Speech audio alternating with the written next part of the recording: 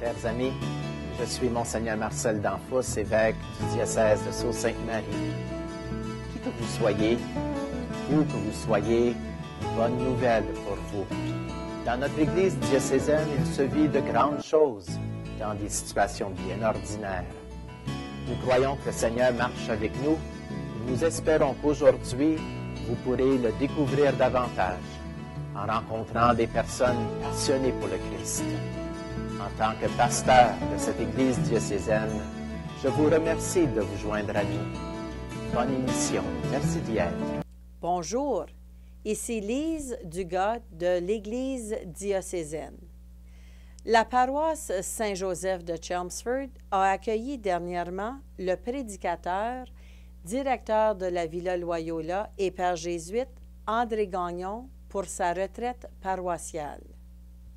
Le thème de la retraite est la famille, de l'Évangile de la vie à la joie de l'amour.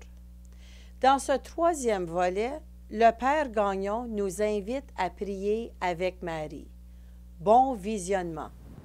Bonsoir. Vous avez passé une belle journée? Oui. Est-ce que vous avez marché un peu dehors? Il faisait tellement beau, hein? C'était presque le printemps. Hein? C'était la joie de l'Évangile, hein? La joie de la parole de Dieu. Ce soir, on va prier avec Marie. On va s'installer avec elle et la Sainte Famille. Je vous ai apporté un cadeau précieux que j'ai reçu d'un prêtre orthodoxe. J'ai fait le chemin de Saint-Paul de Saint-Paul il y a quelques années et je suis allé dans un monastère orthodoxe et le père était en train de peindre l'icône de la Sainte Famille. Je l'avais oublié hier, puis c'est ce matin, en me réveillant, j'ai vu l'icône sur mon bureau, puis j'ai dit « Oh là là, il faut que j'apporte ça pour leur montrer l'icône. » On va prier avec la Sainte Famille encore ce soir. La joie de l'Évangile remplit notre cœur et toute notre vie, celle de ceux aussi qui se mettent en marche pour rencontrer Jésus.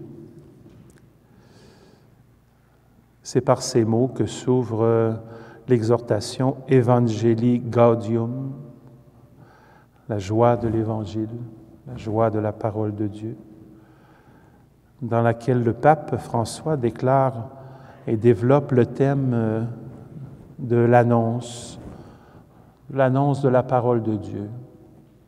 Et il nous exhorte, il nous encourage, il nous demande de proclamer cette parole-là dans le monde actuel, de ne pas avoir peur, d'ouvrir des portes, de défoncer des préjugés, de dénoncer des choses qui vont moins bien, mais qu'on porte dans la prière pour transformer le monde. Comment penser la famille chrétienne comme premier chemin d'évangélisation? C'est ce que ce soir nous allons essayer de faire, et nous allons le faire au nom du Père, du Fils et du Saint-Esprit. Que la grâce de Jésus notre Seigneur, l'amour de Dieu le Père et la communion de l'Esprit Saint soient toujours avec vous.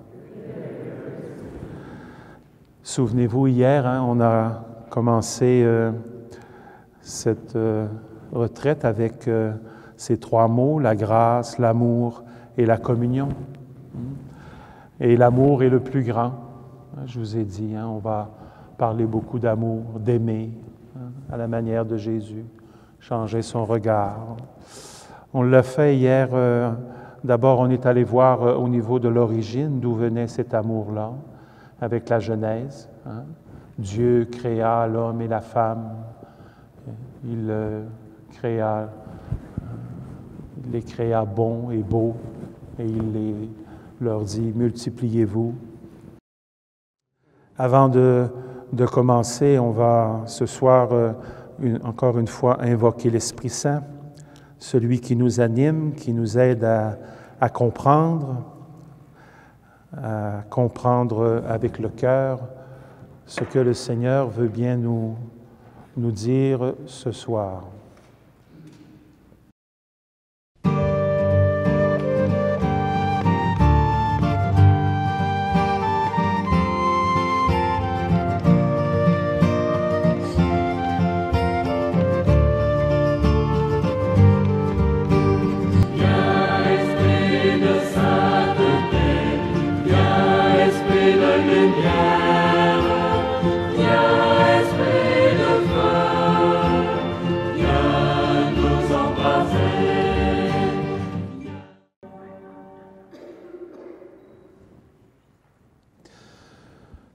Nous allons prendre la prière à la Sainte Famille et la réciter ensemble.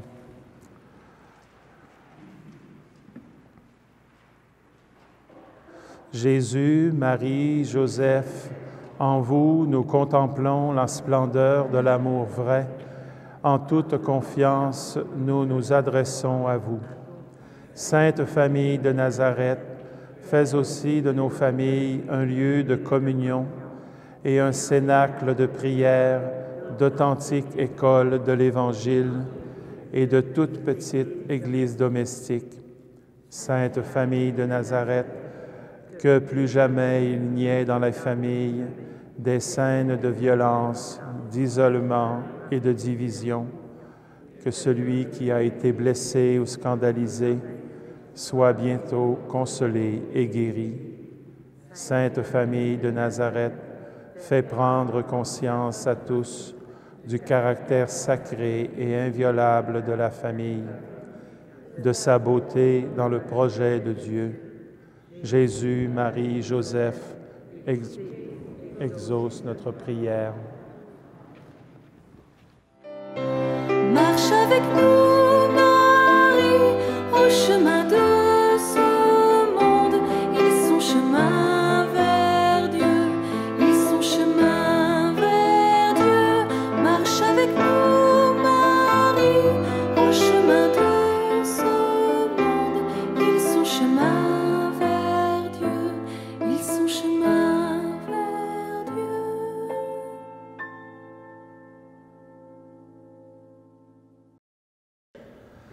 La joie de l'Évangile nous dévoile la conception de l'évangélisation. La conception que le pape François pense, qu'est-ce que c'est l'évangélisation? Une évangélisation qui passe par le cœur et qui passe par, il l'a dit plusieurs fois, ouvrir. Ouvrir largement les portes, aller vers les périphéries, se déplacer. Et pas simplement se déplacer physiquement. Et ça fait partie de sa spiritualité, se déplacer intérieurement. C'est ce que Marie a fait.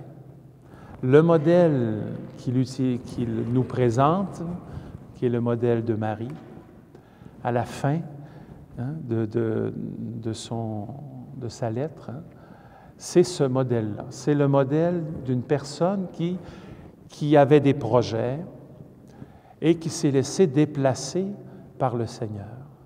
Elle s'est laissée déplacer intérieurement. Elle grandissait dans un milieu aimant, aimé et tout. Elle allait devenir une femme, une mère de famille dans un village et tout. Dans sa tête, c'était ça, ce que sa mère, sa grand-mère avait vécu. Et puis là, Dieu arrive et Dieu lui dit, tu es pleine de grâce, tu vas concevoir un fils et ce sera le Sauveur. C'est tout qu'un bouleversement dans une vie. Le pape François, le concept d'évangélisation passe par ce déplacement-là, un déplacement intérieur. Et on retrouve ça dans la joie de l'Évangile qui remplit le cœur et toute la vie de celles et ceux qui rencontrent Jésus. C'est comme ça que s'ouvre l'exhortation apostolique, dans laquelle le pape François développe le thème de l'annonce de la parole de Dieu. dans le monde actuel, en se basant sur le thème de la nouvelle évangélisation pour la transmission de la foi. C'est une nouvelle façon d'aborder le monde, se déplacer intérieurement, se déplacer physiquement et aller vers les périphéries. Les périphéries, ce n'est pas seulement les périphéries physiques, les pays pauvres, les quartiers difficiles, les périphéries, c'est aussi nos périphéries intérieures, nos périphéries personnelles, les lieux où on ne veut pas trop aller, où on ne veut pas trop voir que là, ça ne va pas. C'est aussi ces lieux-là. Ce soir, on va lire les 3 ou 4 derniers paragraphes. Je veux en faire avec vous une lecture, la Lectio Divina qu'on appelle. Donc, je vais lire simplement le texte et me laisser porter par les mots et par les images. Et je vous invite à faire la même chose, et on va le faire en alternant toujours avec la musique, mais à vous laisser porter par les mots, par les expressions, un peu comme je vais prier devant vous. Bon, c'est un peu gênant, mais je vais faire ma Lectio Divina devant vous. Donc, peut-être que ça ne sera pas parfait, mais ça ne sera pas très spirituel ou je ne sais pas quoi, mais je ne sais pas comment le Seigneur ou l'Esprit là, va me faire lire ces passages, les derniers paragraphes de l'exhortation. Et je vous propose de commencer d'abord, on va se mettre debout, il y en a un qui m'a proposé ça, se mettre debout pour la prière que vous avez sur la feuille. Moi, je ne me mets pas debout parce que si je me mets debout, là, je vois tous les fils vont toutes... je suis branché, donc je ne peux pas me mettre debout. On va réciter, vous l'avez sur la feuille. C'est la prière qu'on trouve dans l'exhortation, une prière composée probablement par le pape François lui-même. Ensemble. Vierge et Mère Marie, toi qui, mue par l'Esprit, as accueilli le Verbe de la vie dans la profondeur de ta foi humble, totalement abandonnée à l'Éternel, aide-nous à dire notre oui dans l'urgence, plus que jamais pressante, de faire retentir la bonne nouvelle de Jésus. Toi, rempli de la présence du Christ, tu as apporté la joie à Jean-Baptiste, le faisant exulter dans le sein de sa mère. Toi, tressaillant de joie, tu as chanté les merveilles du Seigneur. Toi qui es resté ferme près de la croix avec une foi inébranlable et as reçu la joyeuse consolation de la résurrection, tu as réuni les disciples dans l'attente de l'Esprit afin que naisse l'Église évangélisatrice. Obtiens-nous maintenant une nouvelle ardeur de ressusciter pour porter à tous l'Évangile de la vie qui triomphe de la mort. Donne-nous la sainte audace de chercher de nouvelles voies pour que parvienne à tous le don de la beauté qui ne se termine pas. Toi, Vierge de l'écoute et de la contemplation, Mère du bel amour, épouse des noces éternelles, intercède pour l'Église, dont tu es l'icône très pure, afin qu'elle ne s'enferme jamais et jamais ne s'arrête dans sa passion pour instaurer le royaume. Étoile de la nouvelle évangélisation, aide-nous à rayonner par le témoignage de la communion, du service, de la foi ardente et généreuse, de la justice et de l'amour pour les pauvres, pour que la joie de l'Évangile parvienne jusqu'aux confins de la terre et qu'aucune périphérie ne soit privée de sa lumière. Mère de l'Évangile vivant, source de joie pour les petits, prie pour nous. Amen. Alléluia. Quelle belle prière! On va ouvrir ces quelques paragraphes. 1, 2, 3, 4, 5 paragraphes. Ce sont les derniers paragraphes qui nous présentent Marie comme nous, étoile de la nouvelle évangélisation, vierge de l'écoute et de la contemplation, hein, épouse des noces éternelles, icône très pure. Hein, il y a dans cette prière, il y a plein d'images, plein de beauté, plein de vie. Hein. Laissons-nous porter par cette belle contemplation avec Marie. Marie, mère de l'évangélisation, le don de Jésus à son peuple. Avec l'Esprit Saint, il y a toujours Marie au milieu du peuple. Elle était avec les disciples pour l'invoquer. Et elle a ainsi rendu possible l'explosion missionnaire advenue à la Pentecôte. Marie était pleine de la présence des disciples, pleine de cette fraternité, de cette communion avec les disciples. Elle est là, présente avec eux, après la résurrection. Elle qui a tout gardé dans son cœur, elle est maintenant à la disposition des disciples pour marcher avec eux. Elle est la mère de l'évangélisation, elle est notre mère, nous qui évangélisons. Et sans elle, nous n'arrivons pas à comprendre pleinement l'esprit de la nouvelle évangélisation.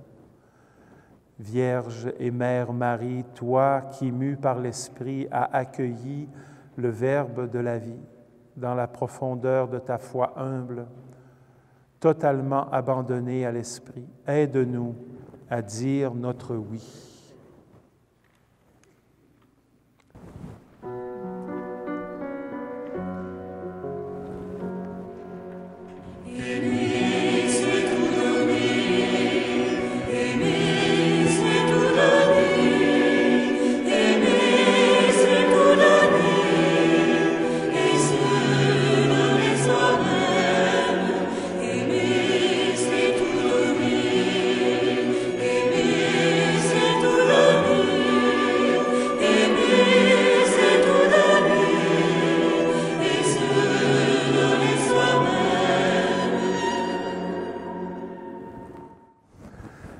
Marie est celle qui s'est transformée une grotte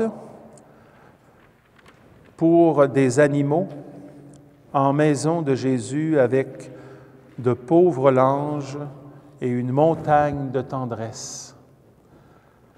La grotte de la Nativité, qui était en pierre, qui était quelque chose de vraiment une grotte. Marie, il n'y a que Marie qui pouvait faire ça, un lieu pour les animaux, une place pour les animaux. Et Marie en fait avec sa tendresse et avec les langes un lieu, une maison, la maison de Jésus. Nos maisons, nos familles sont ces lieux-là, hein, peu importe les conditions, peu importe les maisons, ce sont des lieux de la maison de Jésus. Elle est la petite servante du Père qui tressaille de joie dans la louange. Marie est l'amie toujours attentive pour que le vin ne manque pas. Elle est celle dont le cœur est transpercé par la lance, qui comprend toutes les peines. Marie, la grande écoutante, celle qui écoute. Comme mère de tous, elle est signe d'espérance. Quand ça va mal dans nos vies, on se tourne vers maman.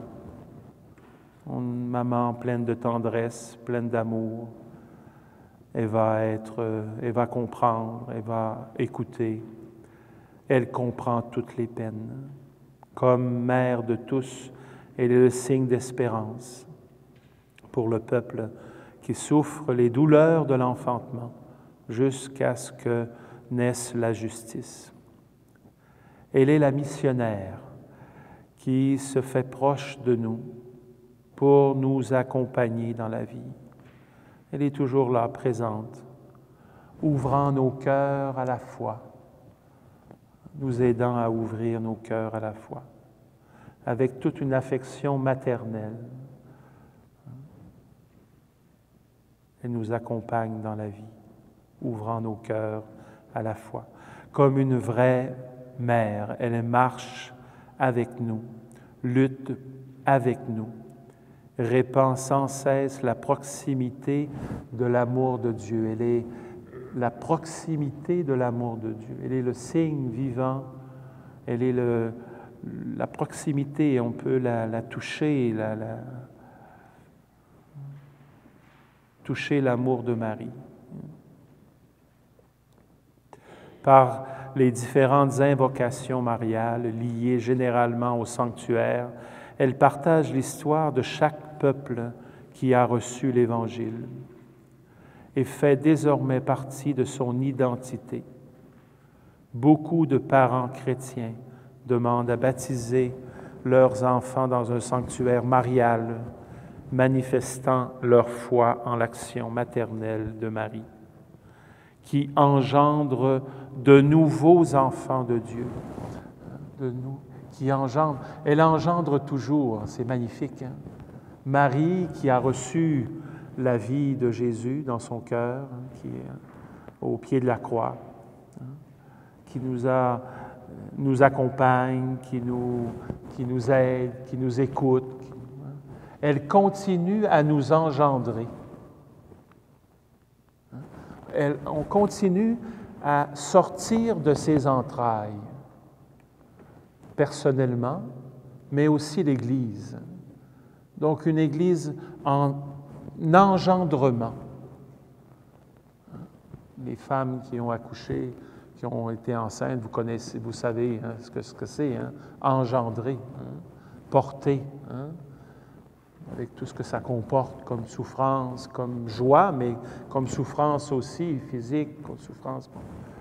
Hein. Elle continue, Marie, à nous engendrer. Elle a engendré le Fils de Dieu, donc elle est la parfaite personne pour nous engendrer. Elle continue à le faire. Moi, ça faisait longtemps que j'attendais pour une retraite dans notre paroisse. Et puis, j'étais tellement en joie qu'on était pour en avoir une. Et puis, à fin de compte, bien, je suis venue. On a eu une petite retraite à l'église Sainte-Agnès à Zilda 2 ans passés. Tout courte, 2 jours, là, puis, mais c'était vraiment enrichissant. Mais cette retraite ici, c'est, comment je dirais, j'ai hâte de venir. Chaque soir, c'est quelque chose qui me dit, ah bon, il est 7 heures, là. Oui. Père Gagnon, j'aime beaucoup son style. J'aime les chants de méditation. Comme ce soir, c'est comme des petits trucs qu'il a utilisé, des chants qu'on n'avait pas sur notre feuille. Alors, il fallait méditer dessus. On écoutait les paroles et puis c'était très enrichissant pour moi. La méditation, c'est quelque chose que j'aime faire, mais j'ai peu de temps à le faire. Et puis cette retraite ici, ça m'aide à faire ça. Puis j'aime beaucoup le sujet de l'amour de l'Évangile, puis la joie de l'amour, et puis dans la famille. La famille, ça nous enracine dans l'amour. Mais au fond de tout ça, ce qui m'a touchée beaucoup, c'est le premier soir, quand Père Gagnon nous a demandé, il nous a laissé avec ça, « Comment aime-t-on Dieu? Comment on l'aime? » Et j'ai réalisé que je tombe très loin de ce but. J'ai beaucoup de travail à faire pour même arriver au sommet. Mais c'est pour ça. C'est pour ça que j'aime à suivre des personnes qui tiennent à la parole et quelqu'un qu'on peut suivre, qui connaissent l'Évangile, qui est la parole de Dieu, qui nous rapproche à lui. Alors, c'est ça qui va nous aider à l'aimer plus. Si on connaît une personne, comme Père Gagnon disait, c'est comme ça qu'on peut venir à l'aimer encore de plus. Et puis, c'est pour ça que moi, c'est très important. C'est ça mon but.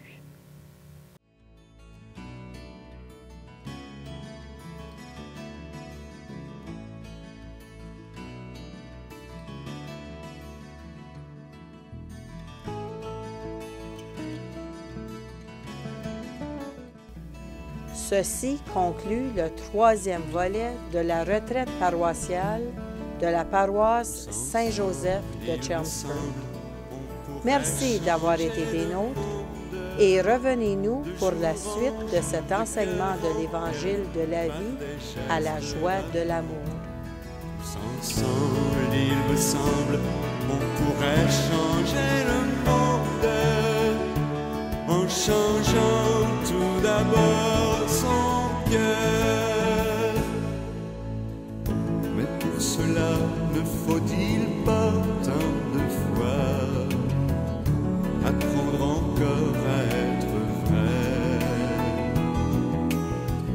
apprendre à se connaître, être avant de paraître, s'aimer soi-même